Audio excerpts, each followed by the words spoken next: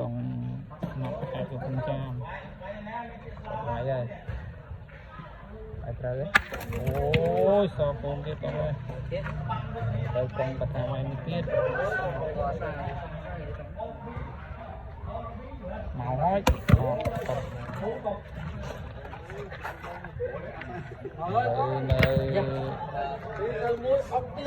nghe đồng mi đồng mi còn một ngày bắt môi là đồng mi vài tiết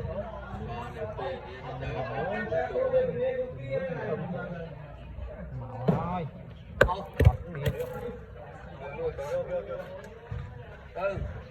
đó